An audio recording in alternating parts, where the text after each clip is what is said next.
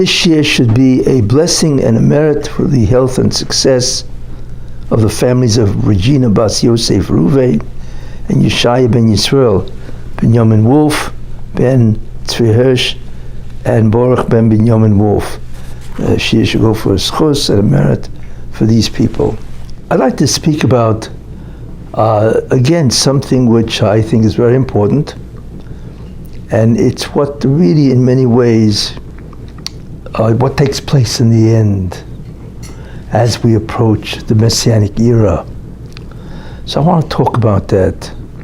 So the real topic is the concept of retribution, which many people don't realize is part of the end.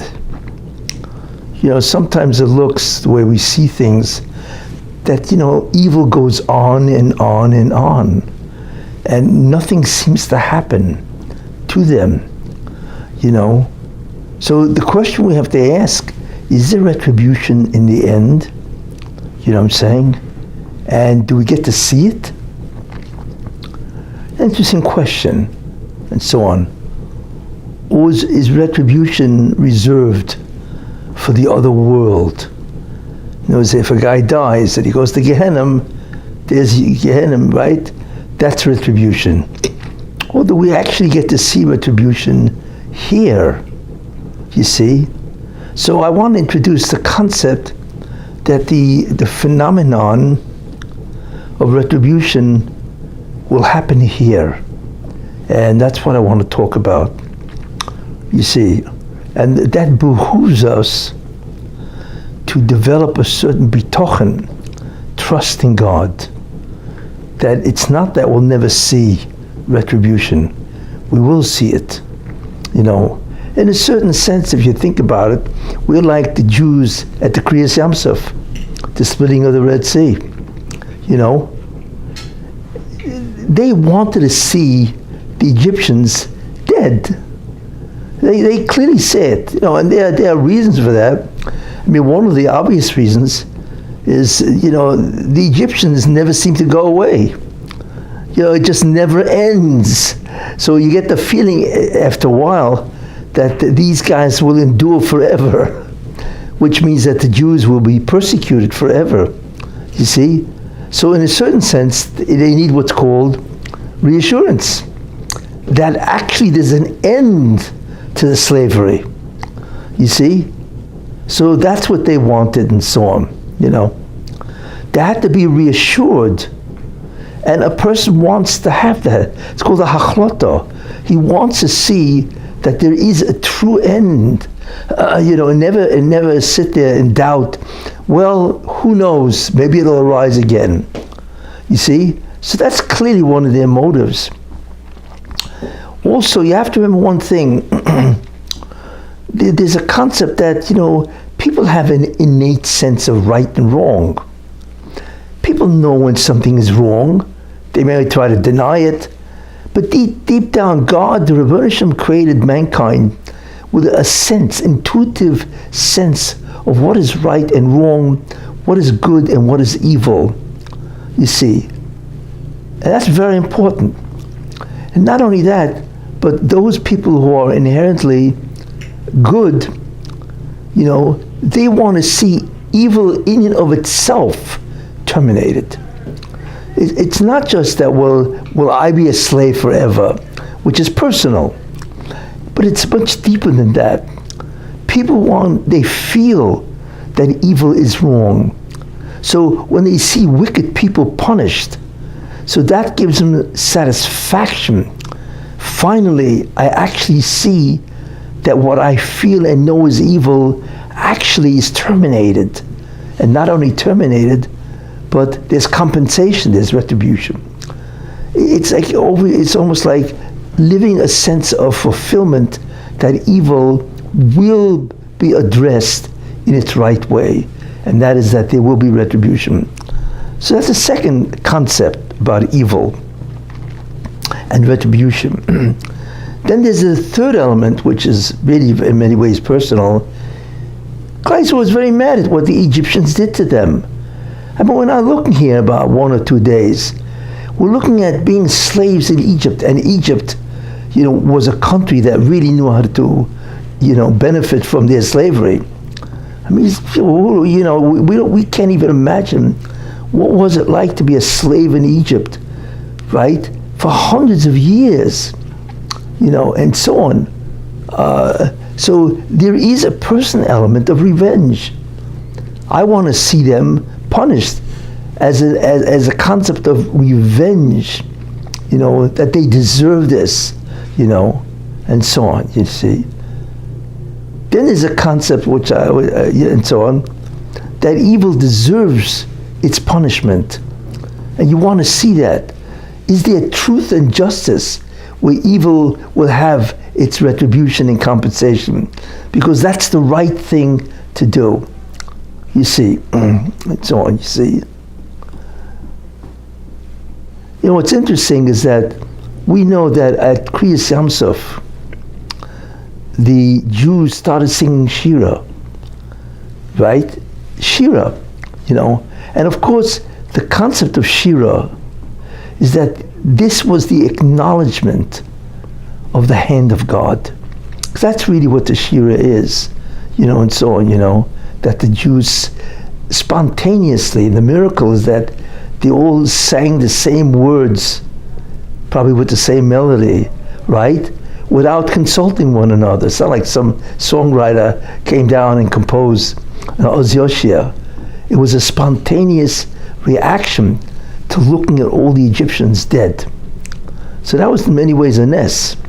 The act of Shira was a ness, and so on, But what is interesting, you find that the angels also wanted to say Shira, and the Rosham stopped them.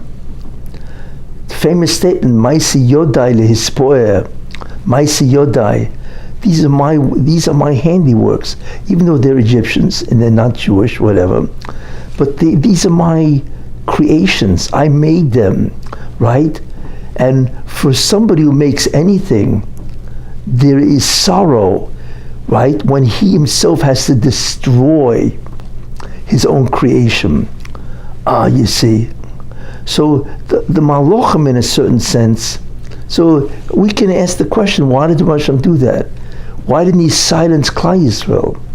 He clearly silenced the Malachim. Don't do this.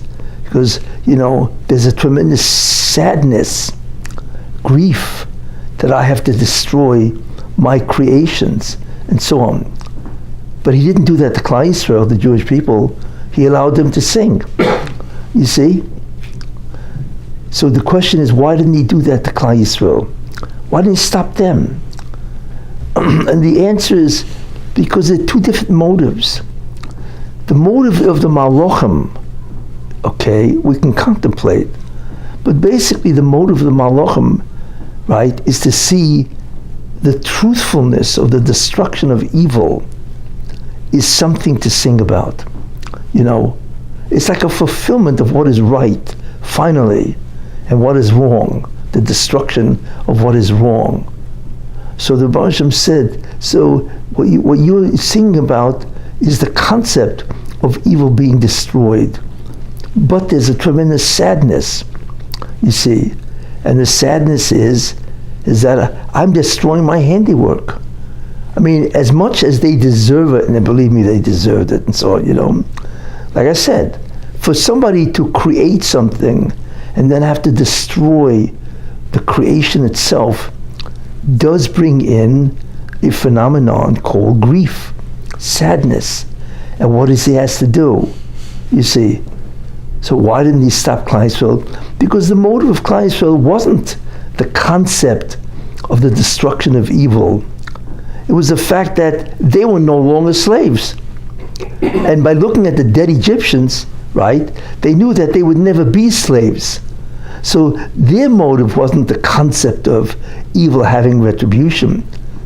Their motive, right, Klal Yisrael, was personal salvation, right? That was their motive, and that's okay. You're allowed to thank the Ribono Shel Olam for personal salvation, you see? And as a result of the personal salvation, they acknowledged that the input of the Rebbeinu Shalom. You see, so they were singing Shira for those two reasons. One, because they had a personal salvation, right, them for themselves, and they acknowledged the fact that the Rebbeinu Shalom is the one who took them out and saved them. And they acknowledged the power of God in doing that. So therefore, a person's allowed to be happy that he won't be a slave. You know what I'm saying? But the Malachim had no personal motive. They were not slaves in Egypt. They were celebrating the fact that evil has a compensation, that it will be terminated. And the Muslim, that's true. But what's worse in this situation is these are my creations. And it's so sad. And that sadness accompanies the celebration of a concept, but apparently it wins over that, because in the end, it's a tragedy that there are creations of God that must be destroyed. So the Muslim said, don't do it, and so on. Anyway, in any case, that's what we see, the concept of evil. But it's interesting that in the end of time, which is really very important, and that's how we see it, evil, will have a retribution, just like Yam Suf. Think about that. The first time the Jews, they were redeemed from Egypt, you see. So at the end of the redemption, there was a retribution of the Goyim, namely the Egyptians. So it says, Hine go'alti eschem achris gracious, behold, right? I will go'alti eschem achris gracious. I will redeem you in the end, which is the Messianic redemption, just like the first. And that is in many ways a profound secret, without getting into it, because that's the same process. And therefore, the Moshe will replicate the same acts, you see. But that tells us also something, because if you think about it, Kriyas Yam Suf was an attempt of the Egyptians to recapture the Jews, right? And either to destroy them or to make them slaves again. Probably both and whatever. See? So therefore that tells us that just like in the first redemption, there was an attempt by the Egyptians to recapture the Jews, to reassert themselves, because the Jews were leaving Egypt, and that's the end of free labor. I mean, whatever you want to call it, it was the end of their ability to dominate, right, the Jewish people for their own economic goods and so on. That this will also happen in the end. That's very important. In other words, there will be a Kriyas Yam Suf at the end. Interesting. But it doesn't have to be a Yam Suf, you see. But the concept of Yam Suf is really an ultimate and final retribution. And that will happen at the end also, you see. So that's what I really want to talk about. I mean, this is really an introduction to the whole concept of retribution at the end. And a lot of people, I can just see a lot of the ideas where people say, well, why should there be retribution? Just forgive them, turn the other cheek. Whatever you want to call philosophy and so on, which of course is absurd. You see, because why? Because it makes a mockery of evil, or I should say makes a mockery of good. You laugh at it.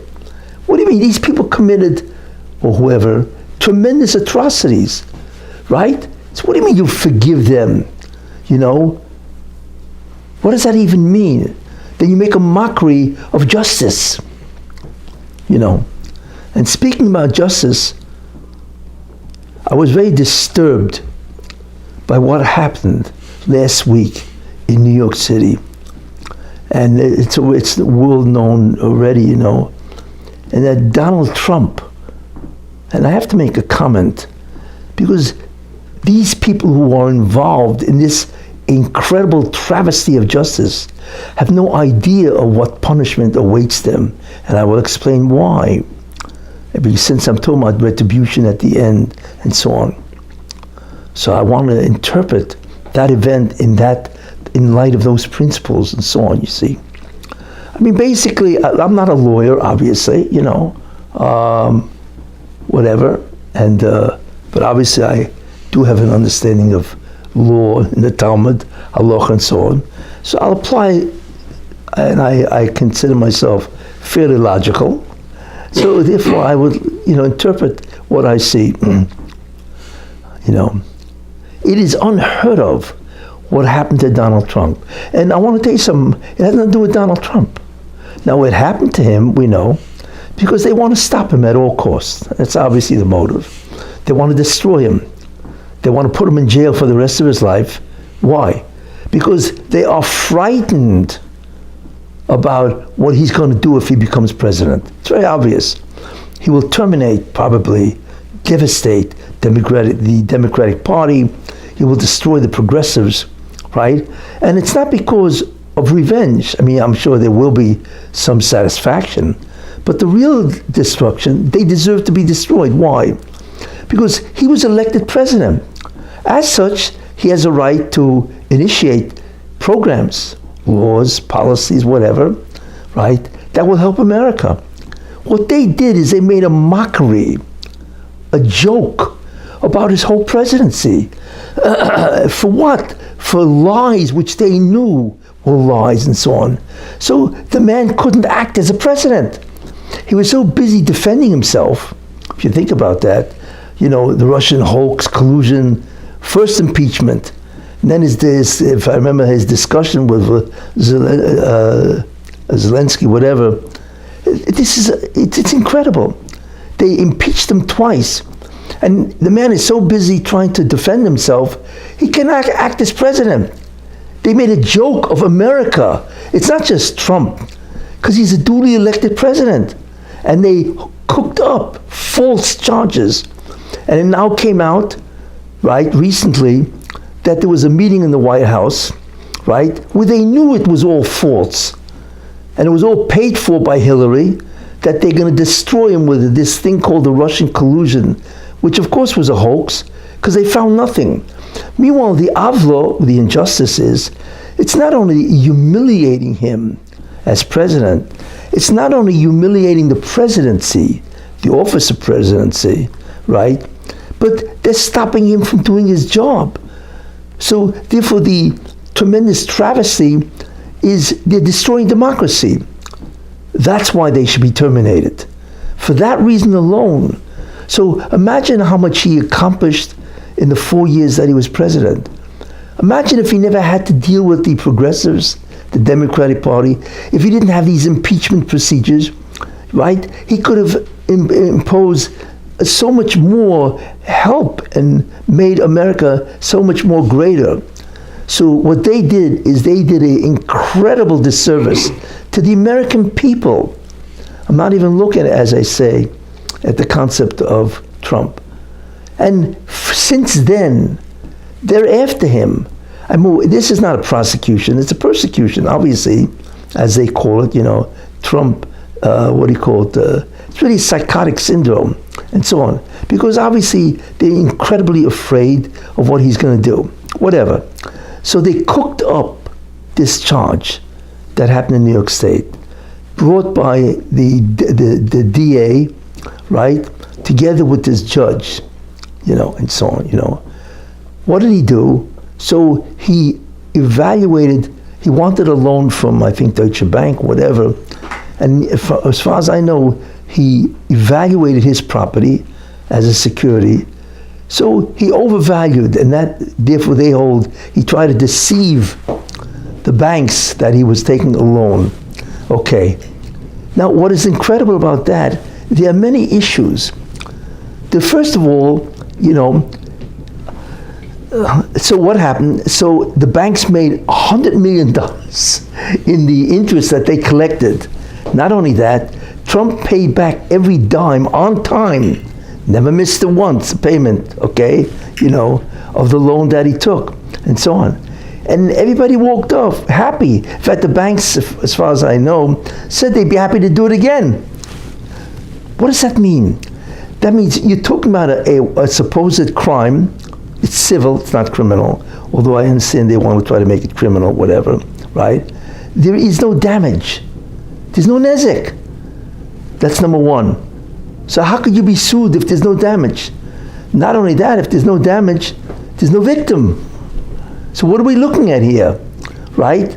Not only that, the third idea is, what is real estate worth, really? Nobody really knows. It all depends on demand. You know, it's like one guy said, my real estate property is worth whatever I can get from it. That's what it's worth. It's a demand that determines the price. At that time, there's no absolute value, really. It's all relative, and so on. So therefore, you know, and this judge said, incredibly, right, that his Mar-a-Lago estate is worth $18 million. Everybody laughed at that. I think a guy's got 20 acres in top Florida real estate. They say that's worth close to $1 billion, or some phenomenal amount of money because it's such top. So $18 million, that shows this judge is a lunatic. He's into a court case that he has no business being part of. And I'm not even going to the fact that this judge already condemned Trump even before he started the judgment. So he should have recused, right? He's already biased. So how could he be a judge of this? So not only is there no damage and there's no victim, right? Really, there's no absolute price. And he demonstrated, the judge, that he doesn't know what he's talking about. He's completely incompetent, you know. But it's not only that. Deutsche Bank, I think that's what the bank is, they're not fools. They don't rely on Trump. They do their own due diligence. You ever take out a mortgage on a house, right? Yeah, my house is worth, $80 million, right? So therefore, I want a mortgage. They laugh at you. We will estimate, and they send guys down to estimate. They do their own due diligence. So of course they did their own due diligence. So in the end, who cares what he said? Everybody knows this. So what are you talking about? You know, you can't fool the bank, even if it's Trump and so on, you know. So when you look at all of this, it's absolutely incredible. There's no crime here. Yet the judge, not only did he convict him of perpetrating a crime, right? What he also said is that Trump has to pay $355 million. Anybody know what kind of sum that is? Right? And that's the penalty. That is beyond belief, you know, for so many different reasons. I mean, talk about cruel, the Eighth Amendment of the Constitution. Talk about, you know, cruel and unusual punishments, excessive fines, which that's what it says, you know. But it's not even a crime, you see. So they concocted this whole thing, and they gave a guy $355 million. And what's also incredible, as far as I know, in order for him to appeal, he has to put down $800 million to guarantee that he can pay back over $400 million because of the interest they add on to the $355 million, right? So in order to appeal it, he's got to either put up the cash, okay, or he's got to, besides putting up cash, he's got to get a bond. But for a bond, he's going to have to put up some type of real estate, whatever, in order for him to get a bond that will guarantee the bail or whatever and so on, you know. That's incredible. That will tie up his property. You know what it is to have $800 million tied? And they say it takes several years before it gets appealed. What is this? You know, when you look at this crime, so to speak, you know, even if it's civil, you're looking at the height of a miscarriage of justice. That's really what you're looking at. Now, should we be concerned? Yes, I'll tell you why. You know, the Rosham measures what he does, but one of the greatest crimes that you can commit, or one of the greatest motives that you can do to get the Ribbono Shel Olam to wipe you out, right, is when you do something to society. I once mentioned this, that means that society cannot exist with what you do. That's exactly what happened at Sodom. Sodom was a city, right, that was very prosperous, whatever, but they were crazy. they had laws that were contrary to logic. They had laws that were contrary to laws. You see, for instance, if you came and you had a court case with somebody who stole money, the thief didn't have to pay. You had to pay the thief because you brought him to court to take out money. If you didn't have the money, he would never have stolen it. Therefore, you are guilty. I don't want to go into the absurdity and insanity of Sodom. So the Retribution obviously looked at them and said, wait a minute. In order for society to exist, there has to be law and order. In fact, that's one of the Sheva Mitzvahs B'nai Noach, right? You know, based on the way you conduct yourself, your civilization, you will destroy my civilization. Because civilized society cannot exist when you have this type of law. It's irrational, you see? So you're destroying my world. Well, Mida Keneged Mida, measure for measure. You destroy my world, guess what? I will destroy your world. And he did, in whatever capacity of volcanic activity, whatever it was. He just blew the place up to smithereens. Because that's what they did. Measure for measure, you see. And you find the same thing by the Mabul. You know, what they did is they deviated in such a way where God said, you're destroying my civilization. And we know, I once mentioned the Medrash, that the Gzera, the decree was sealed, that God would destroy the world. Why? What sealed it? What brought it to court and so on was the fact that they're all thieves. They're all stealing. Everybody's breaking the law. There's no law and order, you know. But what really, so that itself will destroy society. I mean, just think about the shoplifting going on in New York and so on, you know. But anyway, so that will destroy society. But what really will destroy society is what the Medrash says, is that when a guy wanted to marry an animal or another man, he would have to write a ksuba, which is a legal document that says we're married. So God said, are you kidding, you guys? It's one thing to commit, you know, homosexual acts, LGBTQs and so on, right? But you want to legalize it and make and imprint this in your legal books. You're wiping up my society. I'm going to destroy you. Mida Keneged Mida. You want to destroy my society? Guess what? I'm going to kill all of you. But you have to understand how serious that is, because it's one thing to have somebody subject to the death penalty. We are talking about the whole planet. God altered the nature totally. I mean, the waters were higher than the mountains. It's not normal, you see. So the Russian committed an act that was beyond supernatural. It was just incredible. Why? Measure for measure. You want to destroy my planet, I will destroy yours. So what these people are doing, and they have no idea, is they are making a mockery of justice. They don't understand that. You can't do that. You cannot make a mockery of justice. But it's not only a little courtroom. Everybody on the planet, basically, that's tuned in to the internet or whatever, knows, and they're laughing. This is done in Russia, you know, in third world, banana republics, dictatorships, and so on. How could this be done in America when you have a constitution, a Bill of Rights, and so on? So they have made a mockery of justice, which itself will condemn them to death, just like it did Sodom and the Mabul, you see. But more important, they made a mockery before the entire world, demonstrating that we can all have a good laugh at what happened to Donald Trump. But they're not playing around with Trump. They're playing around with God, because he will not tolerate that abuse of society. So therefore, I'm just saying this is a conjecture on my part.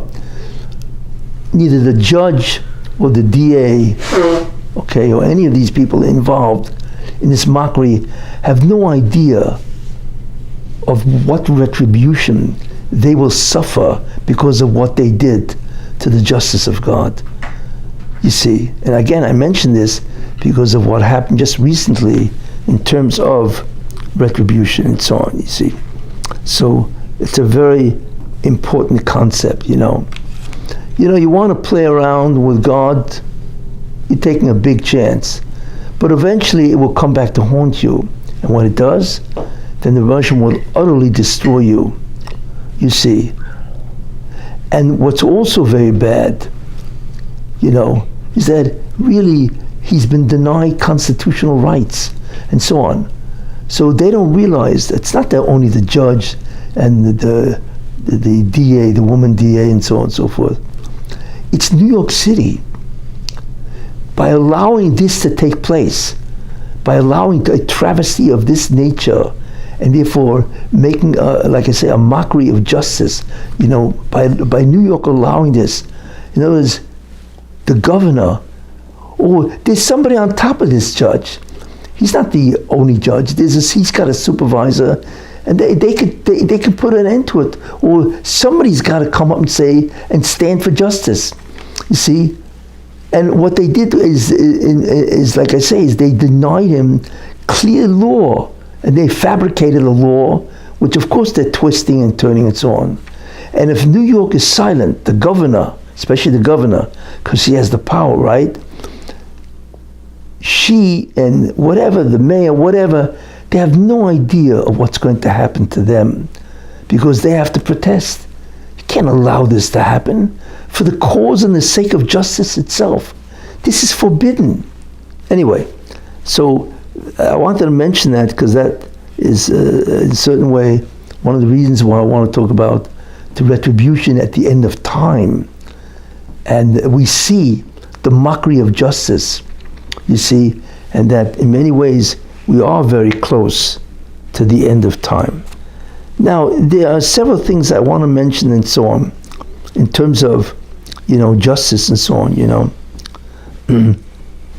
You have to understand, the Revelation made a decision at the beginning of creation, what's called Midah Keneged Midah or Midas Hadin, the attribute of justice, which we know.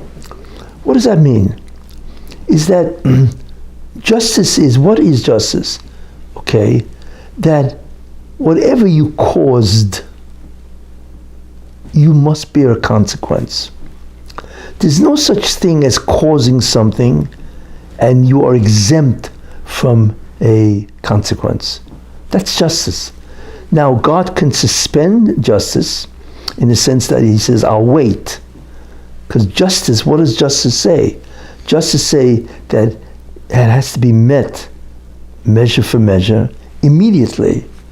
But there's a thing called rachamim, mercy or compassion, right? Where God says, I will suspend the justice. Hopefully you will, do tshuva, repent, and so on. But in the end, justice has to be served.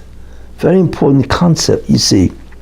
And therefore, what is justice really? Justice is justice for the righteous and justice for the wicked, and so on. Whatever you do, you must suffer or experience a consequence. If you did good, you must receive good as a compensation. If you did evil, then you must receive, right, some type of retribution, again as a compensation. That's all justice is. You must receive consequences for your acts. You see, which in many ways, like I said, is very important. And therefore, that's the first idea, is there must be consequences. The second idea, which is part of that, and I'm going into the concept itself, right, is what is the consequence that you have to receive? Basically, the consequence is that you have to undo that which you caused. Which is interesting. In other words, if you caused an evil, then you must undo the evil. It's almost like gravity. You jump off the roof, guess what? Gravity's not going to argue with you. It's not going to present why it shouldn't work. You go straight down, and that's the end of it. It's an absolute law that happens automatically. Same thing. We don't realize that we are empowered to do things because we have free will. Free will simply means, right, is that whatever I decide, I actually can do. Not only that, the decision that I make is placed there, not by God, but in some way, I have come to that idea. You see, God does not put the decision to what to do at all. And therefore, that's free will. Everything else is, in a certain sense, preordained, which means if you don't have free will on that moment and whatever, then you didn't come up with the idea, so you're not held guilty. But in whatever area, and it's only in certain areas, you have free will, right? Then you caused that decision to exist. You see? And then you went through with it and so on, you see? So therefore, what justice says is that you therefore have to undo the cause or what you caused. That's really what it is. And that's why it's mida keneged mida, measure for measure. If you did A, then you must have not B. You must receive the opposite of A, and that undoes A. So that's a very important idea. What exactly is justice? It's the concept of undoing that which you actually caused because of your free will. The second thing I want to mention, which I had mentioned in the past, but people don't understand what this means. How far does justice go? People don't realize in any given event there will be consequences, you see. But consequences itself has a certain distance from what you did, you see. So therefore, there are different, like I said, distances to whatever the consequences are. And so for instance, let's assume somebody does something, right? And because of what he did, somebody else learned from him, right? Let's say somebody wrote a novel, a book, that praises bank robbery or whatever, right? Fine. So the consequence of what he did is he disseminated evil. Then let's assume somebody reads that novel, right? And he says, hey, this guy has a point. And he now goes out and commits also, let's say whatever it is, a bank robbery. Or let's assume now that this novel that he wrote now hits the New York Times bestseller, right, book. And now you have, 10,000 people that read his book. And now they go out and do. So the question is, wait a minute, is he guilty of what they did? Or is he just guilty about what he did? And the answer is, justice demands that any consequence, no matter how far and no matter how remote it is from you, if you can be linked to the chain of causality of these 10,000 people, you suffer based on or in ratio of how far they are distant from your acts. People don't realize that. So it comes out that a guy, the worst thing is to get on the internet, right? And all of a sudden, 1 million people watch your stuff. And if you're promoting evil, defilement, injustice, tumah, lashon hara, right? And you have 1 million people that see it. And as a result of that, so not only is the consequence that they are seeing what you have to say, but let's assume they try to replicate your behavior in some way, or they gain encouragement. You don't realize you will suffer. Then justice says, wait a minute, this guy caused 1 million people in some way, right, to violate the laws of what's proper, the laws of the Torah. Therefore, this guy will suffer, because that's justice.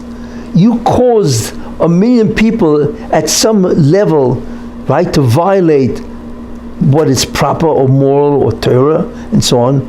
Therefore, you must undo the 1 million people. You have any idea what that means? That's why the internet is probably the most dangerous invention ever made in terms of what it's going to do for you. You see? So you got to be crazy to get on the internet and talk lashon hara. It used to be you talk lashon hara, so there was one guy you told it to, and that was the end of it, which was bad enough, because he may have done something and talked about Lashon Hara to somebody else, and that somebody else spread it to somebody else. Okay, so it's a chain of events that you caused or initiated and so on. But if you get on the internet, right, you don't even know how many people are listening to this stuff. And you will be responsible for every person that will do a sin. You have any idea what you carry, what your burden is? And the law of din is that you are responsible to undo everybody's act. I mean, if people realize that, would they then use the internet to disseminate evil? It's incredible. And people do not realize that, and so on, and so on. For instance, I'll give you an example, you go out, right, and you're a politician, and you are now talking for abortion.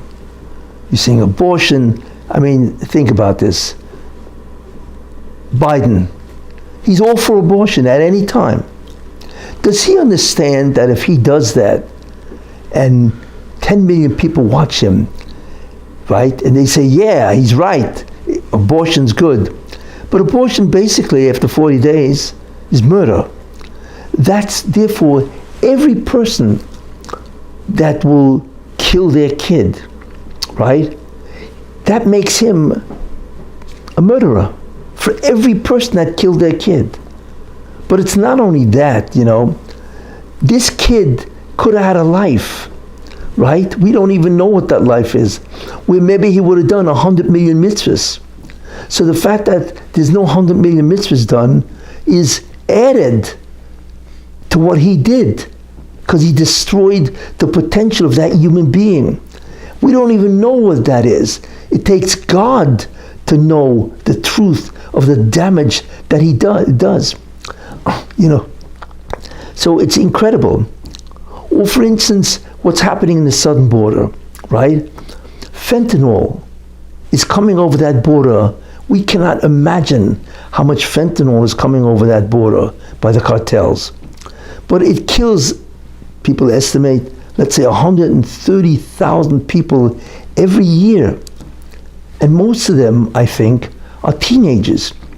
Now imagine, the teenager dies, okay, but wait a minute, what about his whole life, what he could have been? But you're not only a murderer for this kid, right? You're a murderer for every good thing he could have done, you see? And what about his parents?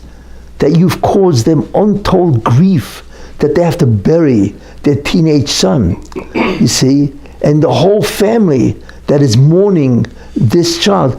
How many avlos, how many injustices or tragedies have you caused by one death? So imagine if you are the President of the United States, right? And 130,000 American citizens, which you are obligated, right, to protect. It's a basic right, the obligation of the President to observe the law and the safety of the United States citizens and so on.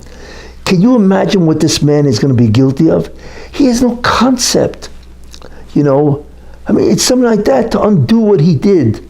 All the hundreds of thousands of people over the years, of people coming in and all the drugs and so on. Does he have any idea what the retribution will be? It's astounding. He doesn't. I'm not even going into his motives. What I'm trying to do is tell you, din is a very serious affair, and it's very dangerous. And we don't do that. Now, it's true that, the judgments, but we're not able to see the full consequences of everything that we do. That's true. We're not able to see that. But at least be aware that at least what you want to do, you want to try to minimize its effect, because justice is going to demand, right, that the consequences of what you did, no matter how far remote, even if somebody, right, is 100 years from now will read your book and decide to commit evil, guess what? You're going to be punished for that guy who lived 100 years later for what you did. That is why, by the way, there are 3 judgment periods. One is every Rosh Hashanah, to determine whether you live or die. The second is after you die, right? There's a judgment to determine, do you have to come back, or do you get Gan Eden, or whatever, and so on. But then there's the great judgment day. Why? Because God looks at every effect, consequence of your behavior throughout all time. You have any idea what that means? And all of that is going to be stacked in front of you and say, well, justice demands that you have to undo all of this. And you're going to look at that pile and you're going to have a heart attack. Well, you can't have a heart attack because you're already dead. But, people don't realize what the Day of Judgment is. It is undoubtedly the most frightening time in the history of mankind. Is the Judgment Day at the end of by the redemption. They have no concept. So, therefore, when we talk about retribution, right, this is all part of the concept of retribution, in any case. So that is very important to know, you see. Now, there are certain things that are happening which are, as far as I'm concerned, very, very important to know, and so on, you see. That there will be a retribution. Just like Egypt, there was a retribution. So that will happen, you see. Okay, that's a very important idea. That we're not talking about retribution in the future world or Gehenna or whatever. We are talking about retribution in this planet. And we see that from Chazal, where God, if you learn the Navi, how many Yeshayahu, right? Or Yirmiyahu, Yecheskel, whatever, Treasa, and so on, the books of Nevi'im. You know how many times it talks about what God is going to do to the Goyim? There's one pasuk that says, I will make a kol hagoyim. I'm going to make an end to the Goyim. But to the Jews, I will not, because what the God does with the Jews is they suffer the consequences over the Golus. And by the way, that is why the Golus is so long, because God does not want to give the Jews the consequences in Gehenna. So what he's chosen to do is give them Golus. And Golus is really, right, what he does in order for them to undo whatever bad they've done, you see. And that is why it's called the Arichas HaGolus. That is why Golus is 2,000 years, in order to undo the consequences while they're here, you see. And many places in the Navi, it speaks about the retribution of God. And he's not talking about the retribution of God, in the next world. He's talking about the retribution of God here, in this world, especially at the end of time, you see. Now, I know in a certain sense it's uncomfortable to hear, but you have to hear it, because this is the reality. And in a certain way, maybe it will influence your behavior. You see, well, we already begin to see, the retribution. And I'd like to point out certain ideas. It's already beginning. The concept of retribution. And I would like to point out things which I feel is really the retribution, but it's going slow. Okay. The United States is already suffering terribly. Let me give you an example. We have a situation in New York City, in New York State, in many other cities across the United States. It's called the migrants. The question is, how do we understand the migrant invasion based on the concept of retribution at the end? And I'll tell you, it's something interesting. It's my thinking, but let me tell you, what are the migrants? The migrants are people who come in illegally, obviously with the blessings of the government, right? But they're really another state. It's another country. Well, that's measure for measure. You want Israel to be a two-state solution? You want to take Israel and put the Arabs and give them an official state next to the Jewish people, which obviously means their destruction. So therefore, guess what? I will give you also a two-state solution. Migrants. You're going to have peoples right now there's, they say, 7 million migrants that have come into the United States. And by the way, 7 million is more than the population of 35 different states. That's how much 7 million is, you know. So you want to create this terrible existential threat to Israel by two-state solution? You know, measure for measure. I will give you 2 states, right? They're called migrants, right? There's actually 2 populations in many cities across the land, and they're destroying the United States. You see? That's exactly what they're doing. And that's a 2-state solution. We need to solve the problem of people coming in, migrants from other countries. You know, they're all claiming asylum, whether it's true or not, whatever. But think about that. That's an incredible concept of measure for measure, is the migrant situation, you see, which is compensation or retribution for the 2-state solution, you see, which is really, when you think about it, fascinating. Second idea, right? Biden. Biden is a very difficult topic to talk about because the progressives don't think of Biden. They love Biden, and there's no way you can convince them to see that he's probably, according to some people, the second most worst president in U.S. history. I mean, there's no question in terms of he caused the inflation, right? I think the inflation at Trump was like 1.3, and now it was up to 10, 11, even if it's down and so on. People cannot afford, they say 60 to 70% of people cannot afford to live. They live from paycheck to paycheck, and even then they don't make it. Could you imagine 60 to 70% of a population cannot survive because the incredible cost. Anybody just go to the grocery store and you'll see obviously what I mean. Then we'll talk about the invasion at the border. It's destroying, and I'm not even. And then you talk about the fentanyl. Not only that, are you aware how much human trafficking there is going on at the border? They say human trafficking, sex trafficking. I'm not even familiar with all that, but all that is taking place at the border, you see. So then there's the crime. I mean, in New York City, cops get beat up. I mean, you ever hear of anything like this, right? And this is true. There's a tremendous rise in crime all over the United States. Whoever heard of this before, you see? And not only that, the Rebbe says, you know, you want to make yourself, as they say in Yiddish, nishvesendik. You want to make believe, avoid all this, and you don't want to know what's going on in your country, President Biden. Okay, guess what? I will take away your das. Right. You don't want to know.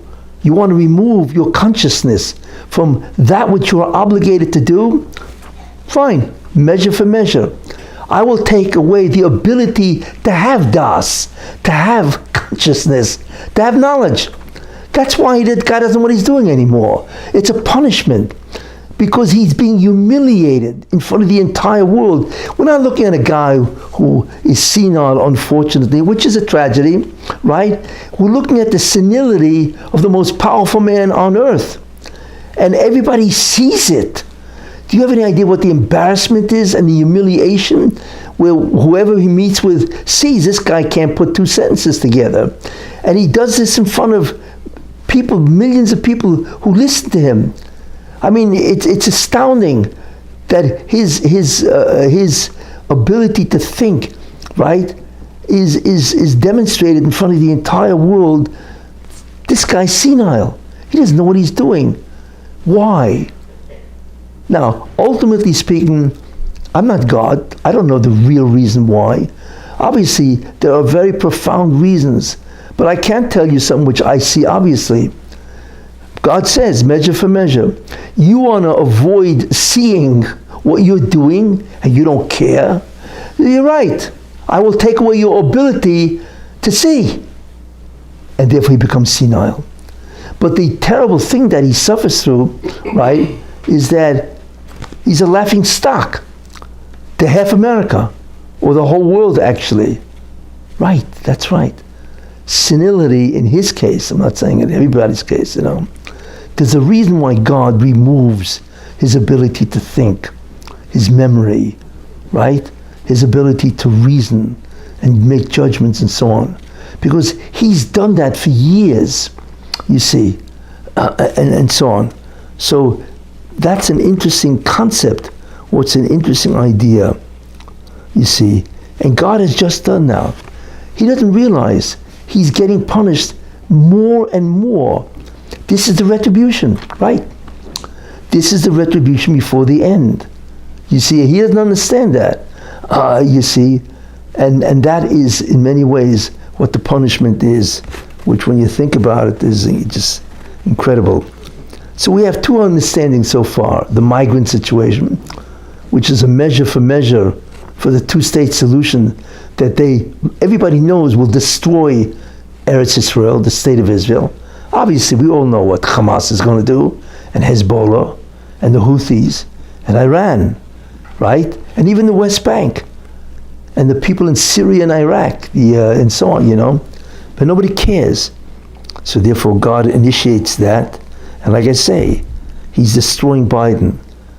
And that's why, ultimately, I believe that the true retribution, who's destroyed America like this? We know.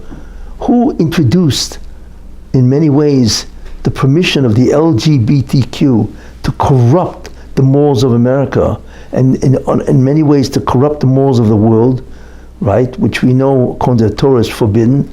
The Democratic Party, the progressives, the liberals, right? So it's interesting to watch. They're trying to destroy Trump. Who is really trying to destroy Trump? Which is interesting. You have to realize something. It's the Satan who's desperate to destroy Trump, because Trump is the Toiv Shebe'esav. When he becomes president, he will destroy the Democratic Party. So in many ways, you're looking at retribution of the Democratic Party, of the progressive, for the incredible corruption and evil that they have done. I mean, just take a look at America. In many ways, it's an Alice in Wonderland scenario. That's what it's become, you see. So they will be destroyed. So imagine the cities of America are being destroyed with the migrants. The president is being destroyed, right? Every day he's more and more senile.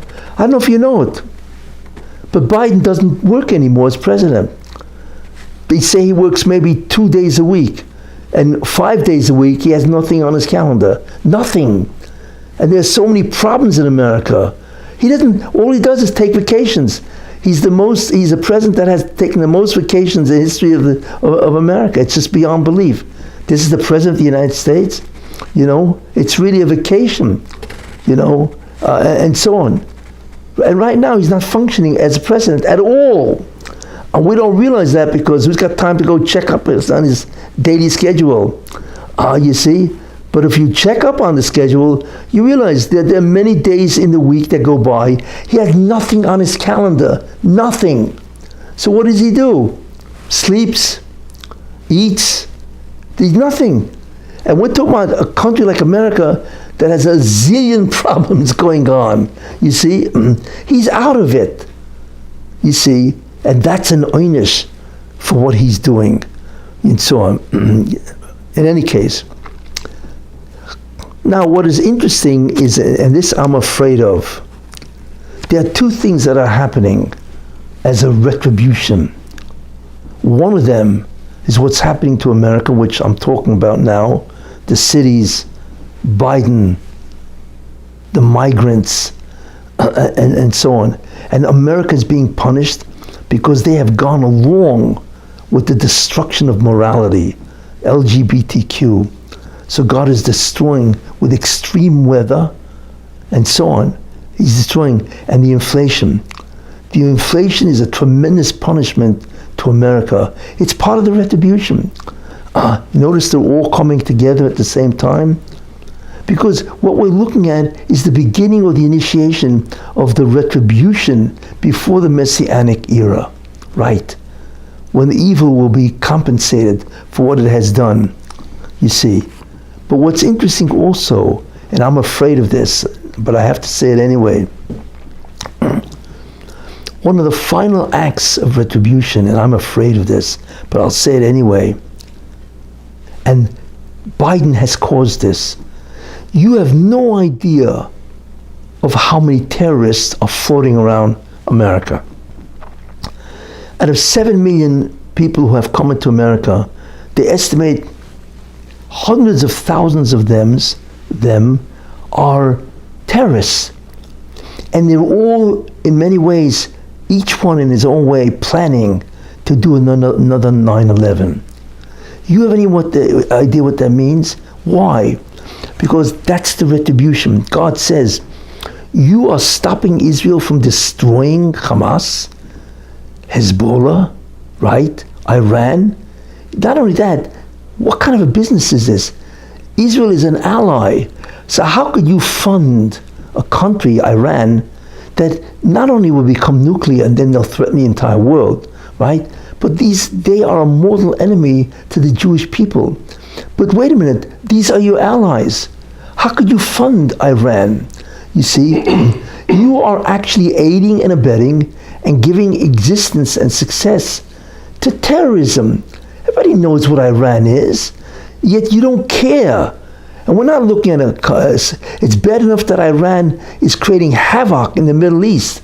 It's bad enough, you know. But what you're doing is you are creating, aiding and abetting an existential threat to Israel. You see, if not for God, in many ways, Israel will not survive. Why? Because Israel cannot fight a war on 5 fronts. That's really what you're looking at. Iran is 1 front, Houthis are 2, Hezbollah is 3, Hamas is 4, and the West Bank is 5. And then you have the Syrian and the Iraqis, right, that are trying to take out Israel. 6 fronts. And the worst of the enemies is not Hamas or Houthis or whatever.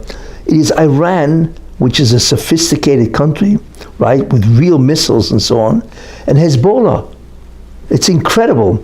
And they could take out Israel. All they need is one well-placed bomb in the middle of Tel Aviv. All you need is a small hydrogen bomb. That's the end of Israel. Now, even if they have the Iron Dome, so what? I mean, how many Iron Domes do they have? Hezbollah has 150,000 missiles. At least 1/3 of them is precision guided. You can't stop that. You see? So we're looking at a true existential threat. And these guys, Blinken and Biden, they are incredible betrayers. They are betrayers. It's treachery on one side to give. It's nice that they give ammunition, and of course they make that conditional, obviously, and so on. They're stopping Israel from destroying Hamas. They're saying Israel cannot go into Rafah. What do you mean it can't go into Rafah? Hamas has said that they are going to repeat October 7th over and over again, right? So how could you not let them destroy Rafah? Are you crazy, you guys? You see? It's unbelievable what's happening. And that's one way to destroy Israel, is by preventing them from finishing them off. You see? And the second thing is not just Hamas, you know what I'm saying? But how do you support Iran? How do you give them money? $8 billion, 80. You don't fulfill the sanctions. So right now they're worth $70 to $80 billion. Under Trump, they only had $4 billion in reserve, and now they have 80. And that's because of Obama and Biden. You're looking at an unbelievable act of treachery in all these ways, in terms of stopping Israel from finishing them off, and in terms of what they're doing to Iran. You see? So I'm afraid that what God may do, and this is measure for measure, you want to destroy my country, my people, right? But it's not only that, your ally. You know, even if they were not my people, right? And my chosen people and so on and so forth, right?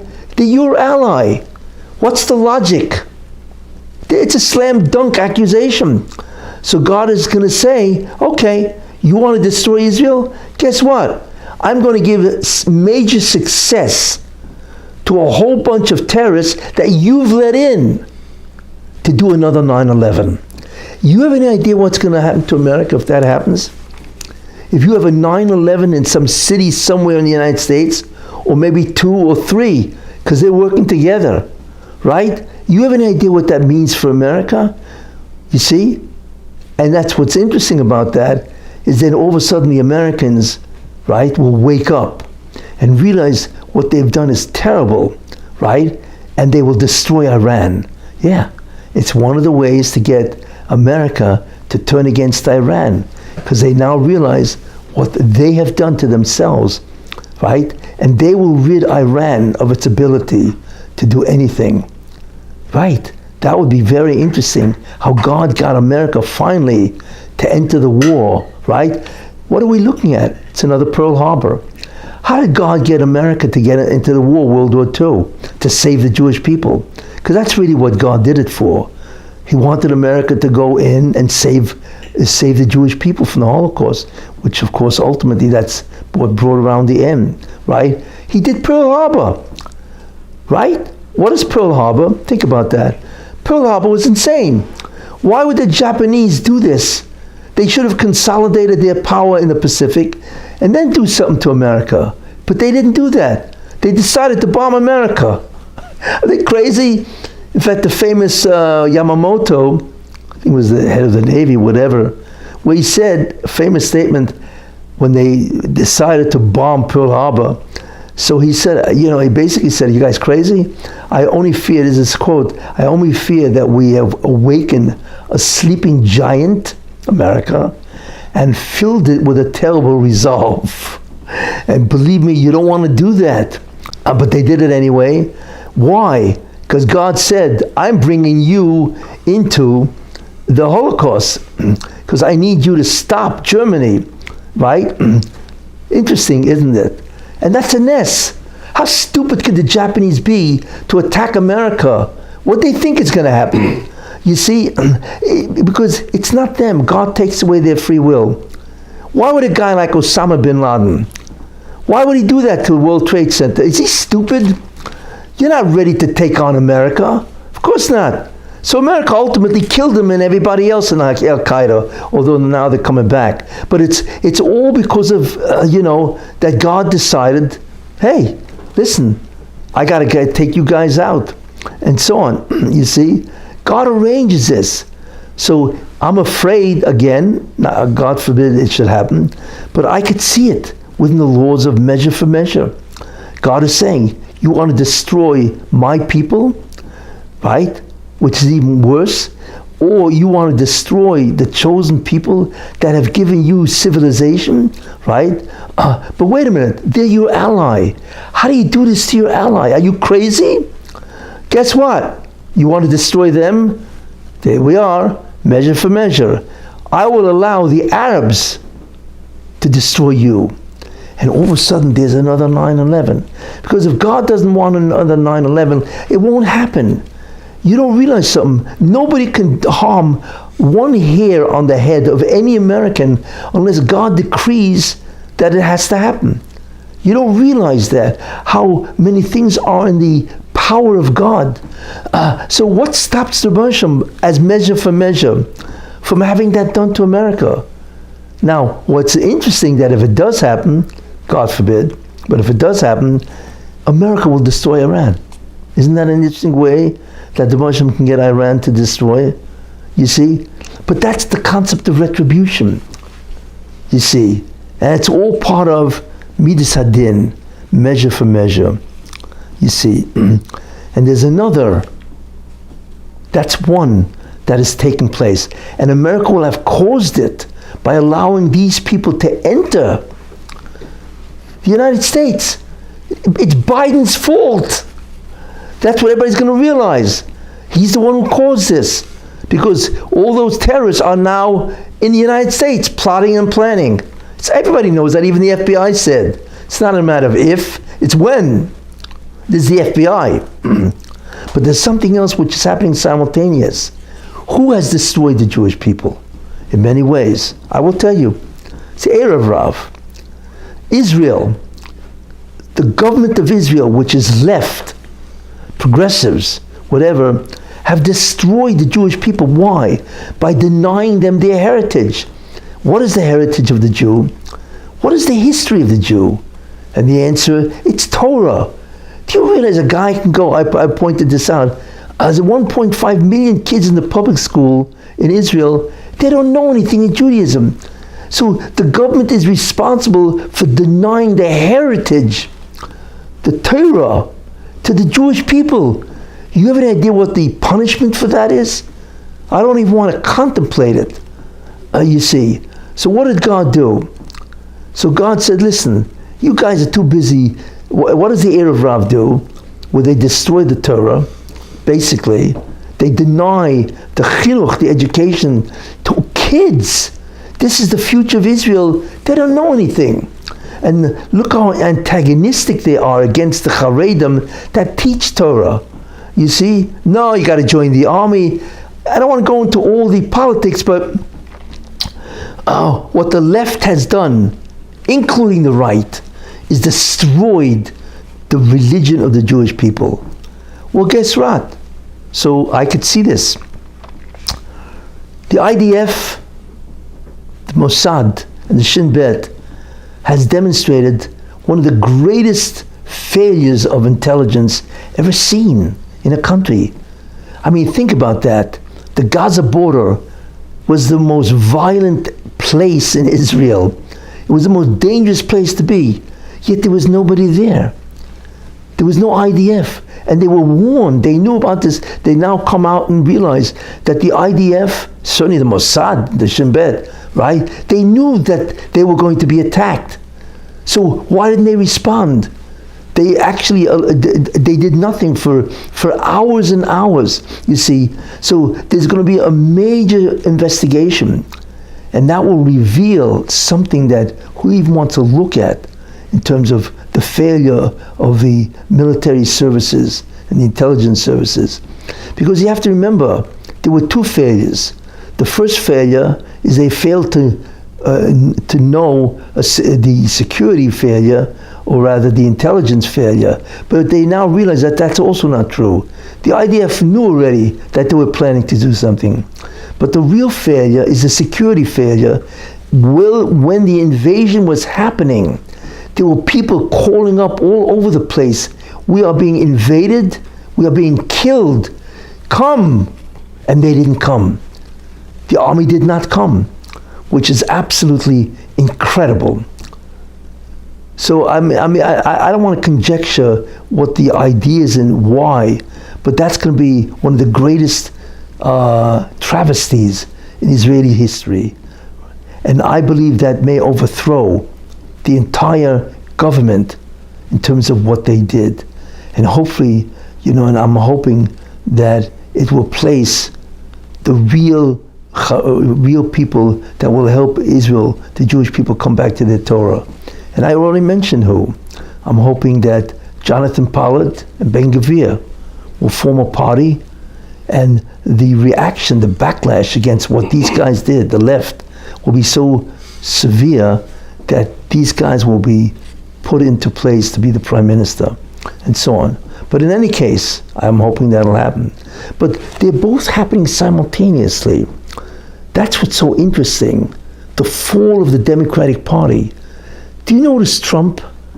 Trump is walking around as if everything's okay. How?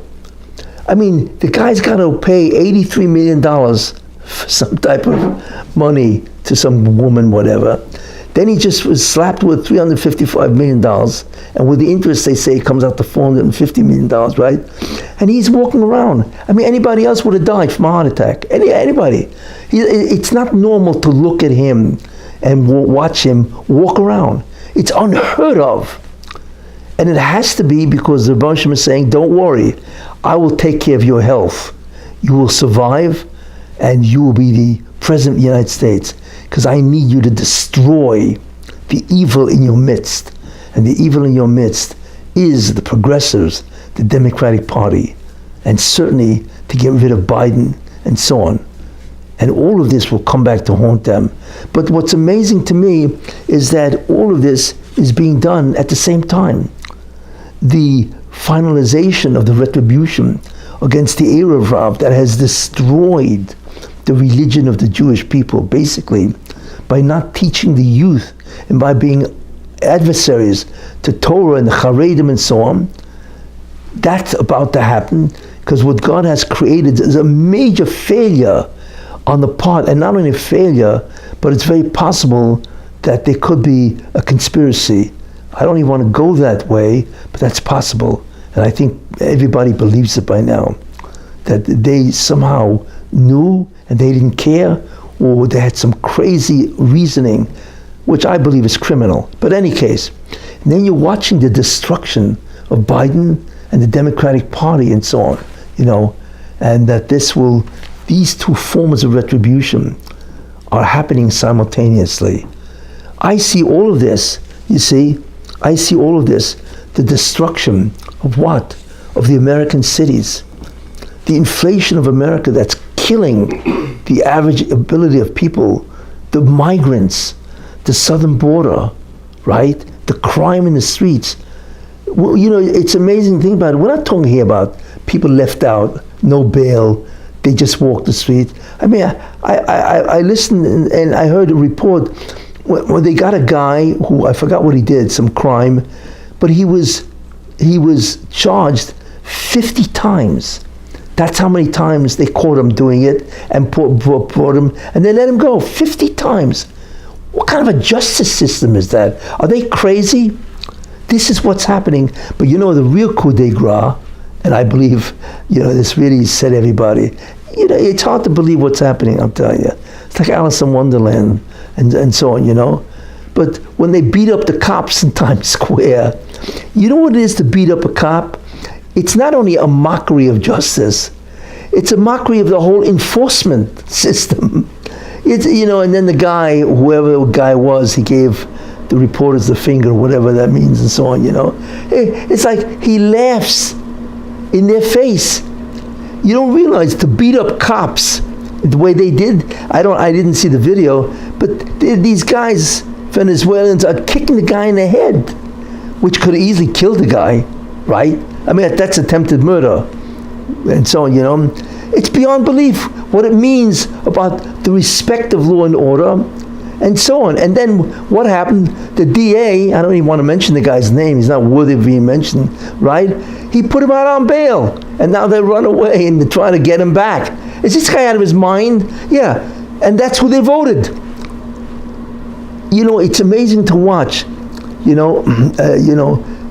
It's like the Russian has dumbed down America, because he gets America to put these people in that destroy them. Who put in Hochul? The blacks. Yet Hochul is destroying Harlem.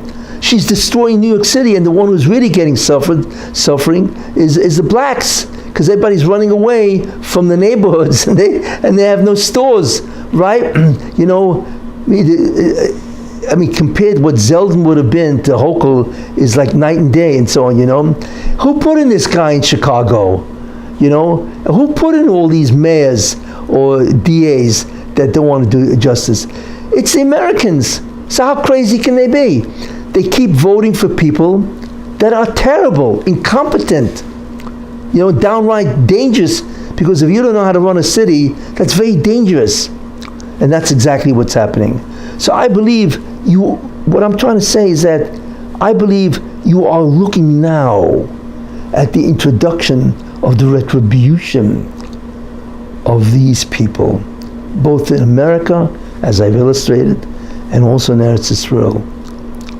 And this has to proceed before the Mashiach comes, because it has to duplicate what happened in the Yam Suf, where evil attempts to resurge and they're destroyed. You see, that's the compensation, that's the retribution. I believe that's basically what's happening in America. And there's so much ample evidence, and there's so much ample ideas of what's happening. But it's not by accident. All of this is divinely ordained. We have to wake up and realize, so it's very important for us to realize these are not chance events. This is orchestrated by God, you see. But what you see here is a singular concept. Everything is falling apart. Everything. Everybody realizes this country is falling apart. America has changed in the last 3 years that hadn't changed in the last 200 years. It's astounding what a man can do to a country like America in 3 years. I want to tell you this, and I want to end with this, okay? If you want to curse a country, or to put it another way, what's the worst thing that can happen to a country? If God wants to destroy a country, what will he do? I will tell you. Curse the country this way, that you should have a leader that's an egomaniac and thoroughly evil. The greatest evil you can do to a country, right, is to have a leader that's not only incompetent, but corrupt and evil, who's only into himself. And that's the end of the entire country, even though the country has 335 million people, you see.